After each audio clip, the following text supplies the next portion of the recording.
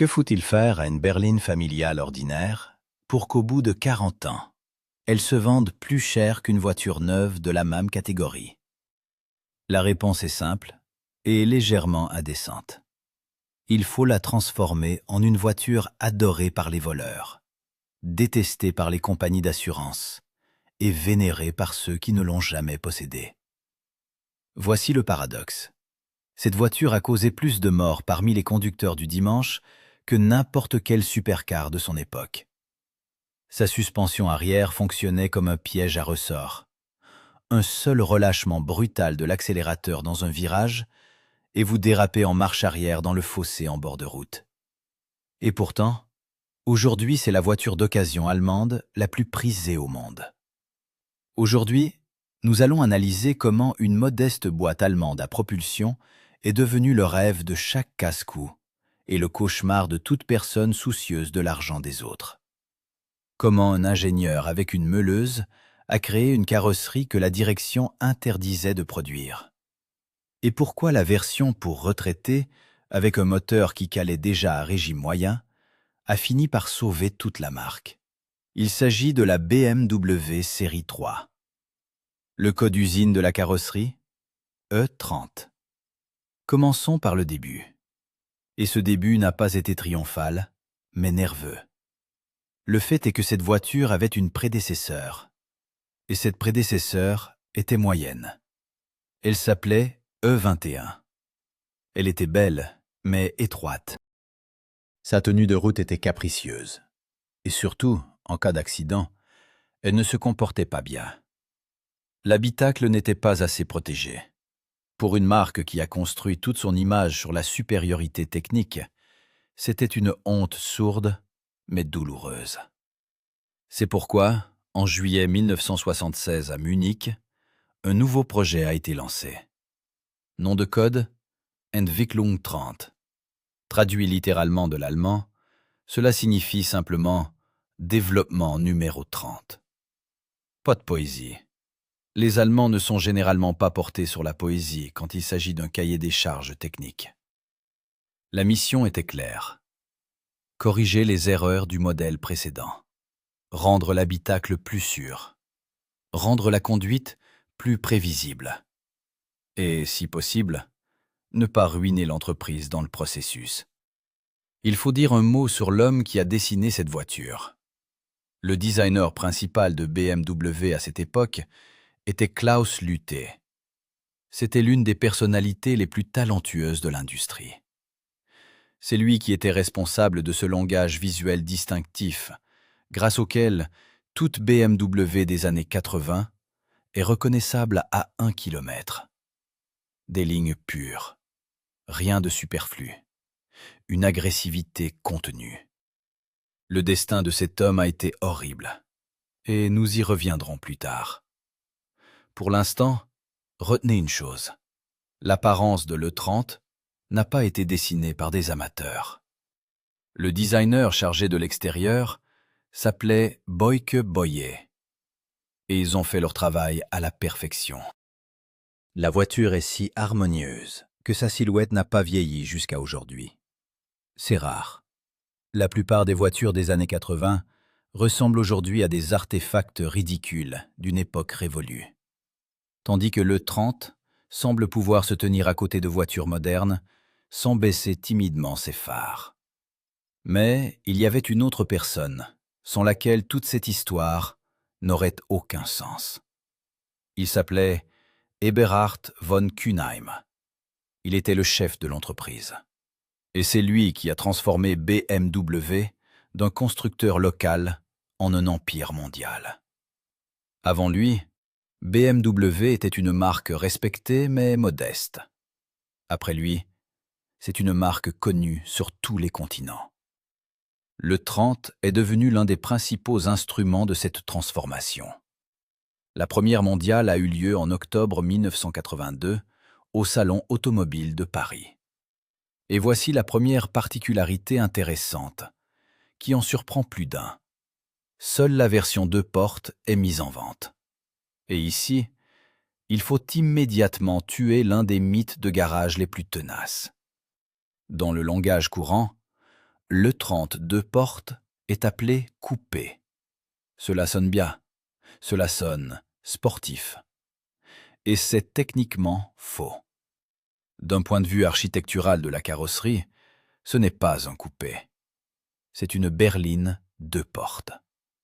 La différence est énorme, bien que cela puisse sembler une pinaillerie à première vue. Un vrai coupé n'a pas de montant central entre les portes et les fenêtres arrière. Et ces portes sont généralement sans encadrement autour des vitres. Regardez la BMW série 6 de cette époque. Voilà un coupé. Or, le 32 portes possède à la fois un montant central marqué et un encadrement complet des fenêtres sur les portes. C'est une berline à laquelle on a simplement supprimé une paire de portes. Donc, la prochaine fois que quelqu'un appellera avec admiration cette vieille deux portes un coupé, vous pourrez sourire avec condescendance. C'est une petite joie pour un vrai maniaque. Le moteur de la version de base n'inspirait pas non plus de respect sacré. Le modèle le moins cher s'appelait 316. Selon cette logique, on aurait pu s'attendre à un moteur de 1,5 litres. Mais la logique et le marketing BMW sont deux univers différents. En réalité, sous le capot se trouvait un 4 cylindres en ligne d'un volume de près de 1,8 litres. Le code usine de ce moteur était M10B18. Il était alimenté par un carburateur. Il délivrait 90 chevaux. La voiture atteignait 100 km/h en 12 secondes et demie. Retenez ce chiffre. 12 secondes et demie. Au regard d'aujourd'hui, c'est la vitesse d'un fourgon chargé avec une remorque. Ce n'est pas une sportive. Ce n'est même pas une question de vitesse. En revanche, la voiture était légère, moins d'une tonne à vide, et elle avait une propulsion arrière. Et encore plus important que le moteur, elle avait du caractère. Et ce caractère allait très vite transformer cette modeste petite Allemande en l'une des voitures les plus controversées de l'histoire. Car cette fameuse suspension arrière, dont les ingénieurs de Munich étaient fiers, était en réalité un piège chargé, et elle attendait son heure. Ainsi, la voiture est sortie. Deux portes, légère, propulsion arrière et assez lente dans sa version de base. On pourrait penser qu'à Munich, rien ne pouvait mal tourner? Tout pouvait mal tourner. Et c'est une marque voisine qui a été la première à dérailler. Pour comprendre ce qui s'est passé, il faut se remettre dans le contexte. Nous sommes au début des années 80, et le principal concurrent de BMW, Mercedes-Benz, lance sur le marché une voiture qui devait écraser les Munichois. C'était la Mercedes-Benz 190. Son code usine, WE201. Cette berline compacte avait été conçue avec une précision maniaque typiquement allemande, si bien que les ingénieurs en parlent encore aujourd'hui à voix basse et avec respect. Sa suspension avait été développée comme si le destin de la nation en dépendait. Elle était solide comme un coffre-fort, elle était silencieuse, et elle était 4 portes. Or, à ce moment-là, BMW n'avait qu'une 2 portes. Et c'est là que Munich a commencé à transpirer. Vous comprenez le problème. L'acheteur familial ne veut pas passer à l'arrière en levant le siège avant, tenant un enfant d'une main et un sac de course de l'autre. L'acheteur familial veut 4 portes, et BMW n'en avait pas. Mais son concurrent en avait. Et ce concurrent brillait dans chaque concession comme la promesse d'une vie adulte confortable. C'est pourquoi, en septembre 1983, BMW lance en urgence une version 4 portes. Ce n'était pas prévu dans un beau plan initial. C'était une réaction de pompier face au succès d'autrui. En réalité, BMW rattrapait le train en marche, en greffant à sa voiture 2 portes supplémentaires pour ne pas perdre la plus grosse part du marché. Et vous savez quoi? Ça a marché. La 4 portes a bien marché. Mais les journalistes allemands n'ont pas accueilli la berline 2 portes avec des applaudissements lors du premier essai. Un magazine allemand de référence, celui qui teste tout, a écrit dès novembre 82 que la banquette arrière était étroite. Les Allemands ne sont jamais généreux en compliments quand il s'agit de l'espace pour les jambes. Mais tout cela n'était que des enfantillages comparés au véritable enjeu, à ce qui fait que cette voiture est encore aujourd'hui à la fois aimée et redoutée. Il s'agit de la suspension arrière. À l'arrière, le 30 était équipé d'une suspension indépendante à bras semi-trailing. En anglais, cela s'appelle semi-trailing arm. Ça sonne sérieux. Et à l'époque, c'était en effet une solution progressive. La plupart des concurrents bon marché avaient à l'arrière un essieu rigide simple, qui sautait sur chaque bosse comme une chèvre effrayée. Tandis que chez BMW, chaque roue arrière bougeait indépendamment. Cela procurait une agréable douceur de conduite et une bonne adhérence en conduite tranquille. Mais cette conception avait un caractère meurtrier intégré d'usine.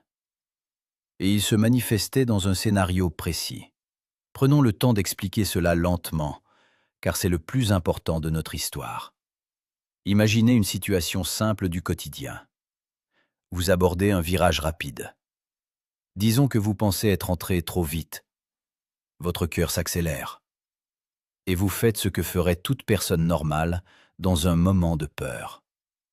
Vous retirez brusquement le pied de l'accélérateur. C'est à cet instant précis que la voiture décide de vous punir. Quand vous relâchez l'accélérateur en virage, le poids du véhicule bascule instantanément vers l'avant, sur les roues avant. L'arrière de la voiture se décharge alors, devient léger. C'est là que la géométrie perfide des bras semi-trailing entre en jeu. Lors de cette décharge, les roues arrière changent d'angle.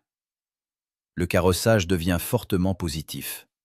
Pour simplifier, les roues rabattent leurs bords inférieurs vers l'intérieur, vers le centre de la voiture, et ne touchent la route qu'avec le bord extérieur du pneu. La surface de contact avec l'asphalte chute brutalement. L'adhérence de l'essieu arrière s'évapore en une fraction de seconde. Et l'arrière de la voiture, perdant toute traction, part immédiatement en dérapage. Un dérapage violent, méchant, soudain. En anglais, ce phénomène s'appelle lift-off oversteer, survirage au lâcher d'accélérateur. Le problème, c'est que cela se produit précisément quand le conducteur s'y attend le moins. Pas à l'accélération, pas en drift, mais au moment de panique, quand le pied est déjà levé de la pédale. Un pilote expérimenté connaissait ce comportement et s'y préparait.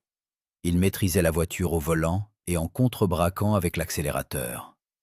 Mais un conducteur ordinaire qui achetait cette belle Allemande simplement parce qu'elle était belle ne comprenait pas ce qui se passait. Il tournait le volant, appuyait sur les freins et finissait par reculer directement dans le fossé, sur un glissière de sécurité ou contre un poteau en face. Cette suspension a enterré des centaines d'amateurs de conduite rapide le week-end. Ils voulaient se sentir pilotes. La voiture leur offrait gracieusement cette opportunité, puis leur présentait la facture de leur présomption. Et c'est ici que nous arrivons à une idée intéressante. Ce défaut était un vice, mais un vice qui donnait à la voiture un caractère incroyablement vivant et sincère.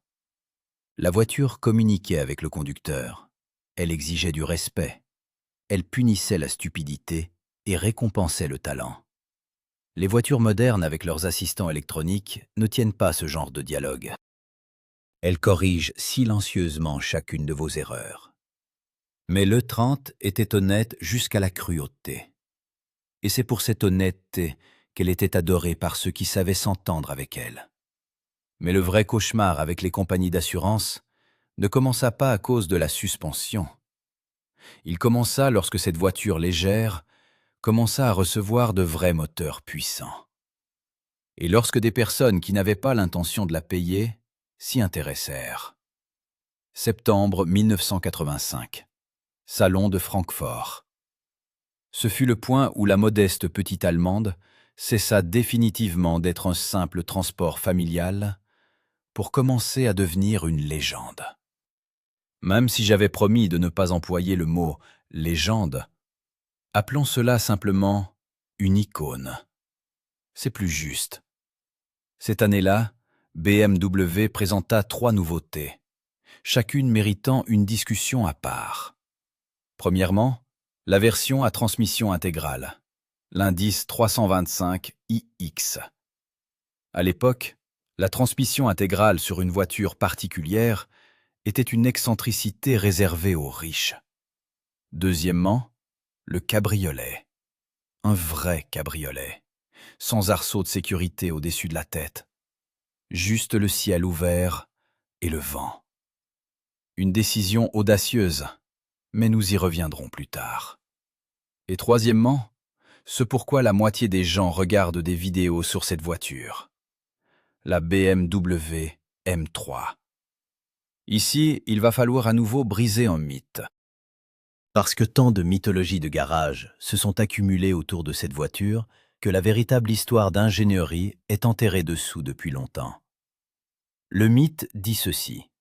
La M3, c'est une série 3 ordinaire à laquelle on a greffé un moteur plus puissant, ajouté un aileron et élargi les passages de roues. En gros, la même voiture, juste plus agressive. C'est complètement faux. Et voici pourquoi. Prenez une E30 ordinaire et placez-la à côté d'une M3. À première vue, elles se ressemblent comme des frères. Mais parmi toutes les pièces de carrosserie, elles n'ont en commun que 4 éléments. Le capot, le toit, les panneaux intérieurs des portes et le toit ouvrant. Voilà tout. Absolument tout le reste de la M3 est unique. Les ingénieurs du département BMW Motorsport n'ont pas simplement fixé un kit carrosserie. Ils ont refait la géométrie même de la carrosserie pour l'aérodynamique. Ils ont modifié l'angle d'inclinaison de la lunette arrière. Pour que cela soit possible, ils ont dû installer une extension en plastique plus large sur le montant arrière de la carrosserie. C'est pourquoi la M3 a ses montants arrière épais si caractéristiques, qu'on ne peut pas confondre. Ensuite, c'est encore plus intéressant. Ils ont relevé le couvercle du coffre de 40 mm.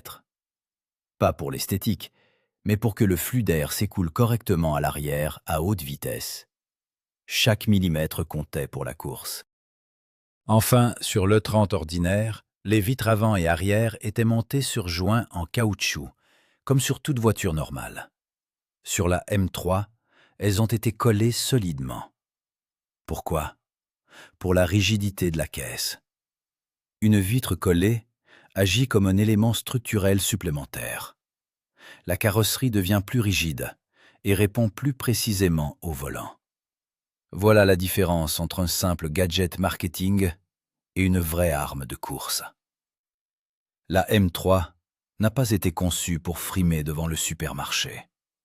Elle a été conçue pour l'homologation en course de tourisme. Selon les règles de ces compétitions, il fallait produire un nombre défini de voitures de route pour obtenir le droit d'engager la version course sur circuit. Et BMW l'a fait avec une précision maniaque. Le résultat a dépassé toutes les attentes. La M3 est devenue l'une des voitures de course les plus victorieuses de l'histoire des championnats de voitures de tourisme.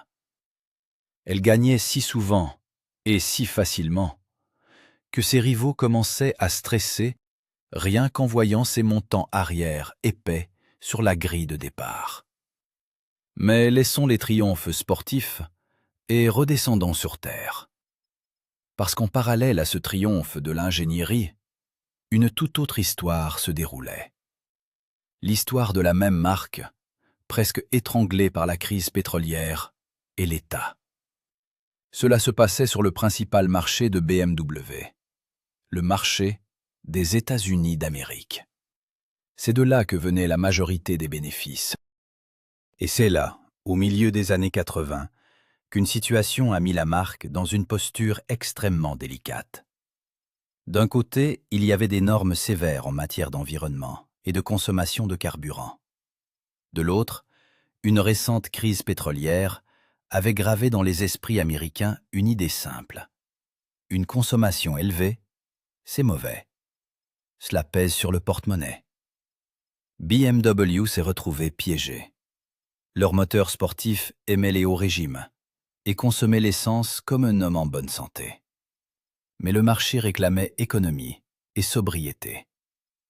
Alors les ingénieurs ont fait ce que les fans de la marque évoquent encore aujourd'hui avec frisson. Ils ont créé un moteur pour retraiter. Une cylindrée de 2,7 litres. Code usine M20B27. La voiture s'appelait 325E. La lettre E ici vient du mot grec signifiant efficacité. Et ce gros moteur délivrait tout juste 122 chevaux. Mais le plus drôle ne résidait pas dans la puissance. Le plus drôle était dans le caractère. La zone rouge du compte-tours, cette zone où commence le plaisir, débouchait à 4500 tours par minute sur ce moteur. Pour une marque sportive, c'est une insulte. C'est le régime d'un camion diesel. Le moteur était réglé pour fournir tout son couple bas dans les tours et détestait la montée en régime. Les fans méprisaient cette version. Ils la qualifiaient de morne. Ils disaient que ce n'était pas une BMW, mais un canapé sur roue avec une hélice sur le capot. Mais voici la dure ironie. C'est précisément cette version morne, peu aimée et lente pour retraités, qui a sauvé les ventes de toute la marque aux États-Unis au milieu des années 80. Pendant que les passionnés faisaient la moue, les Américains ordinaires en achetaient par milliers. Parce qu'elle était économique, fiable à bas régime, et qu'elle n'effrayait pas avec la facture à la pompe. On obtient une image amusante. D'un côté de la chaîne de montage sortait une M3 sans compromis, la fierté des ingénieurs. De l'autre, sortait cette lente 325e que les ingénieurs avaient honte de montrer. Et c'est la seconde qui payait les salaires des créateurs de la première. Mais ce n'était qu'un avant-goût. Les vraies bizarreries et le cauchemar principal des assureurs nous attendent plus loin. Là, il y aura un ingénieur avec une meuleuse, des pare-chocs américains disgracieux et une épidémie de vol qui a submergé un pays entier.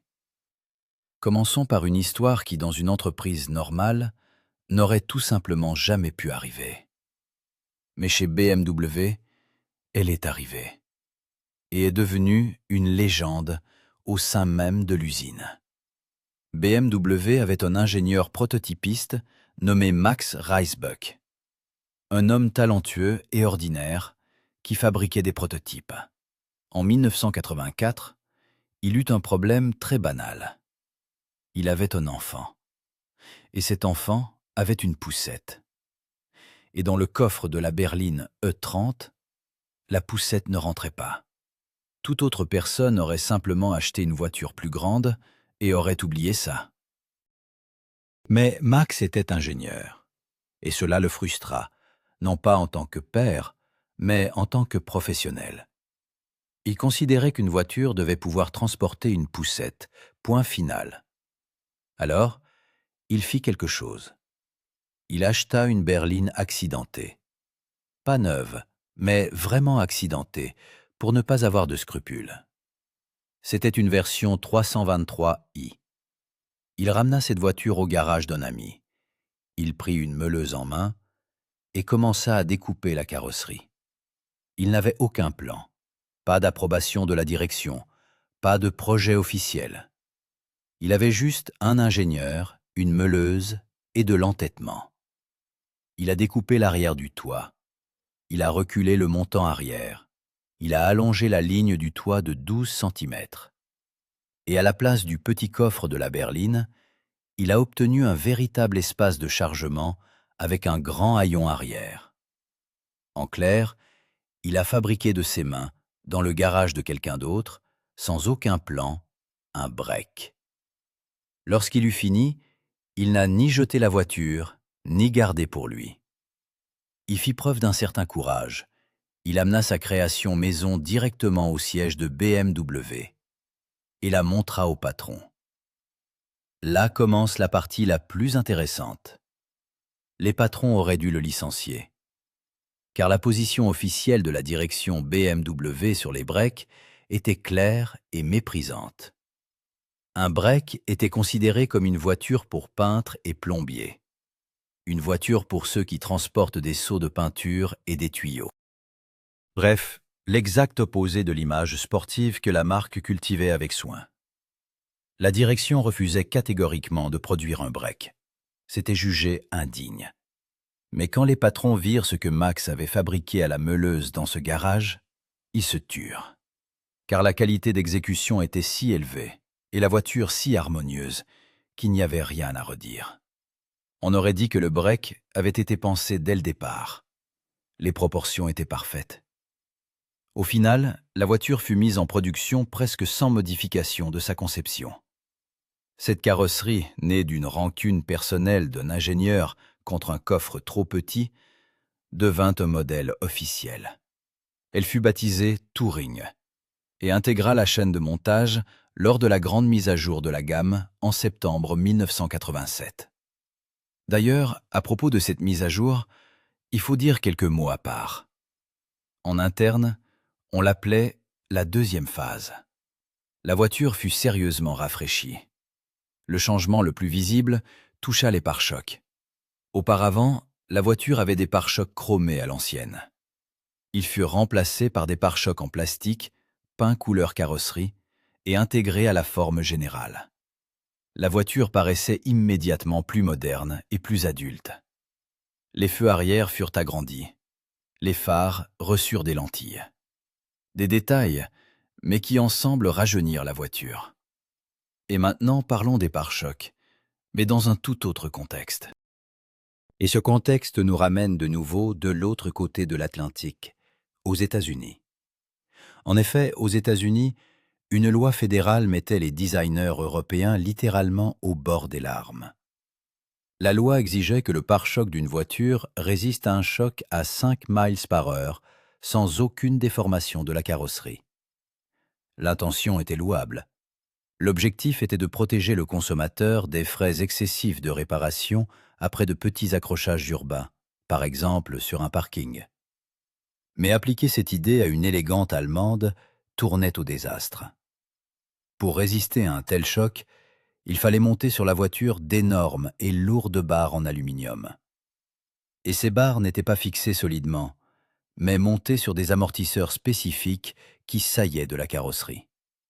Résultat, la svelte et fine E30 pour le marché américain recevait à l'avant et à l'arrière des appendices monstrueux qui dépassaient. On les surnommait les planches plongeantes. Ils sortaient de la voiture comme des skis trop grands. Ils anéantissaient complètement l'harmonie sur laquelle les designers de Munich avaient tant travaillé. Les designers à Munich étaient horrifiés. Ils dessinaient une silhouette pure et unie, et se retrouvaient avec une voiture bardée d'énormes excroissances sur les côtés. Mais ils ne pouvaient rien y faire. La loi, c'est la loi. Et le marché américain représentait le principal bénéfice. Et lorsque le choix se fait entre beauté et profit, la corporation choisit toujours le profit. Les designers pleuraient, les comptables comptaient l'argent.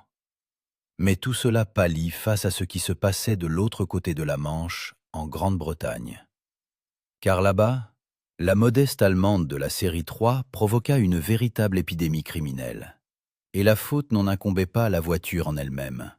C'était une combinaison de facteurs qui fit de cette voiture un aimant pour les adolescents mal intentionnés. Un moteur puissant, une carrosserie légère, la propulsion arrière, et ce caractère vif, enclin au survirage dont nous avons parlé au début. Particulièrement prisée était la version 325i dans sa déclinaison sportive. Pour certains jeunes Britanniques, c'était la voiture de leurs rêves. Pas pour l'acheter, mais pour la voler. Ce phénomène reçut un nom, le joyriding. Littéralement, rouler pour le plaisir. Cela sonne inoffensif, presque charmant.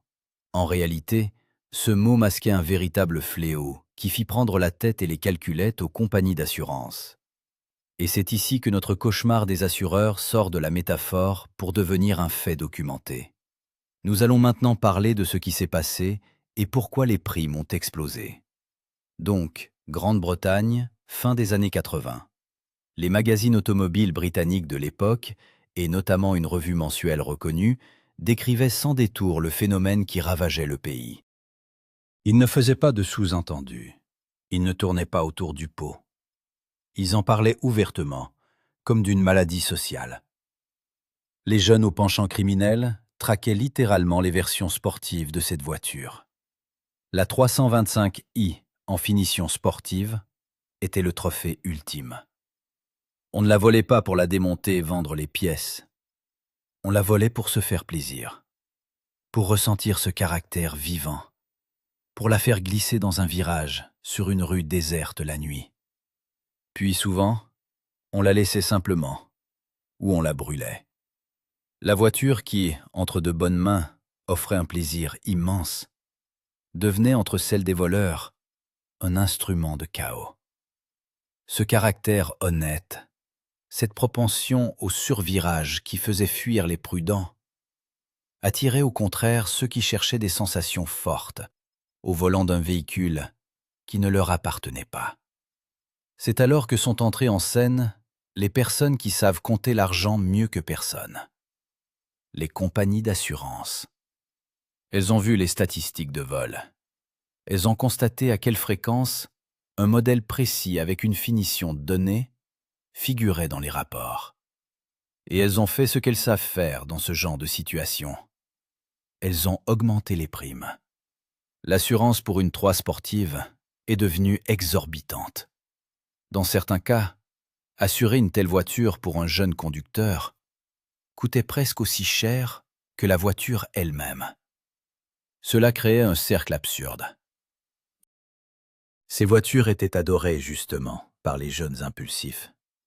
Mais elles leur devenaient financièrement inaccessibles à cause du coût de l'assurance. Et elles devenaient inaccessibles parce que les mêmes jeunes les volaient massivement.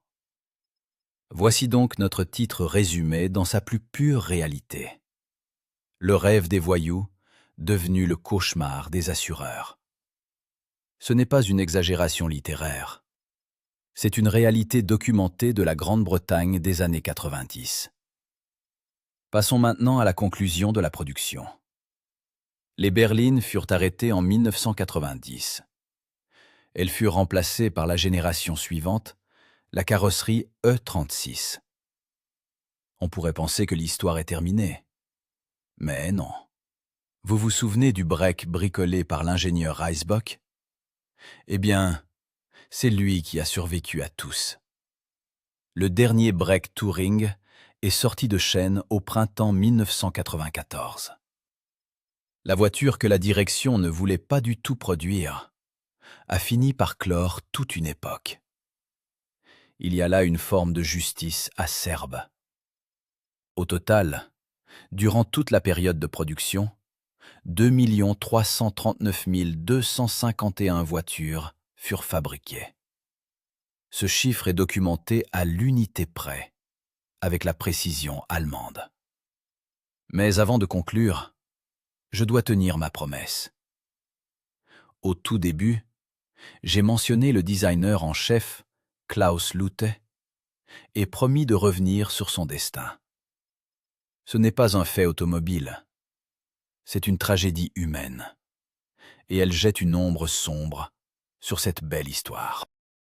Klaus Luthe était un génie du design industriel, l'homme qui a façonné l'apparence de la marque pour des décennies.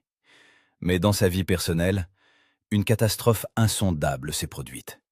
À la fin des années 80, en pleine crise familiale grave, il commit l'impensable. Il tua son propre fils. Il fut condamné. Sa carrière chez BMW s'acheva instantanément et pour toujours. L'homme dont les mains avaient dessiné l'une des voitures les plus harmonieuses du XXe siècle s'était avéré capable du pire acte imaginable. Je ne commenterai pas cela. Il n'y a rien à ironiser ni à ajouter. Retenez simplement qu'au-delà des lignes parfaites de cette voiture se cache un homme au destin brisé et terrible. Revenons à la technique, car je ne vous ai pas encore parlé du dernier piège que cette voiture réservait à ses futurs propriétaires. Un piège qui a coûté à beaucoup un moteur entier. En 1987, les versions 4 cylindres reçurent un nouveau moteur. Code usine M40. Sur le papier, Il était plus moderne et meilleur que l'ancien. En réalité, les ingénieurs y avaient laissé une erreur qui le transformait en bombe à retardement. Le problème venait du système de lubrification de l'arbre à cames. Pour faire simple, l'huile arrivait à l'arbre par un tube fin, une sorte de canal d'huile. Or, ce tube avait tendance à s'obstruer. Il se remplissait de dépôts, de résidus, de produits de vieillissement de l'huile. Peu à peu, le conduit se bouchait, comme une canalisation sous un évier. Et voici ce qui se passait ensuite. L'arbre à cames, qui devait baigner constamment dans l'huile, se retrouvait privé de lubrification. Il commençait à fonctionner à sec, métal contre métal, sans huile. Et l'arbre s'usait, littéralement réduit en poussière. Vers 100 000 kilomètres, les cames pouvaient être usées au point que le moteur perdait sa puissance et fonctionnait mal. Mais ce n'était pas tout.